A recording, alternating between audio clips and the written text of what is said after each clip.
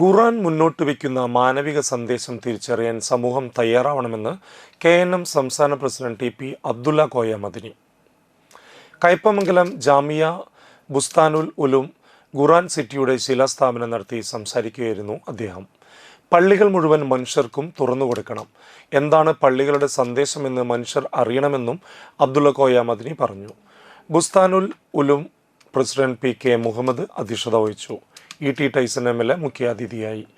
Director Ahmed Anas Moulavi, Abdul Qayyum Bustani എന്നിവർ പദ്ധതി വിശദീകരിച്ചു. Noor Muhammad Noor Shah, H.E. Muhammad Babu Sait, doctor A.I. Abdul Majeed Swalahi, doctor K.A. Abdul Haseeb Madani, Abdul Gafoor പുതിയ വീട്ടിൽ, E.K. Ibrahimkutty Moulavi, E.I. Mujeeb, T.K. Abbas Bustani, K.A. Basheer എന്നിവർ സംസാരിച്ചു. തുടർന്ന് നടന്ന പൊതുസമ്മേളനത്തിൽ മുസ്തഫ തൻവീർ മുഖ്യ പ്രഭാഷണം നടത്തി.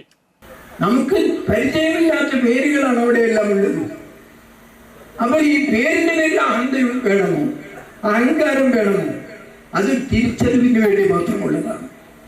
ഈ സന്ദർഭത്തിൽ ഞാൻ ചുരുക്കുകയാണ്. ഒരു മാതാവിൻ്റെയും പിതാവിൻ്റെയും മക്കളാണ് ലോകത്തുള്ള മുഴുവനാണ്.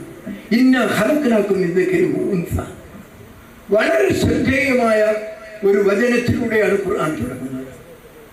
ആദ്യം ആ വീക്ഷണമാണ് ഇവിടെ ഉണ്ടാകേണ്ടത്.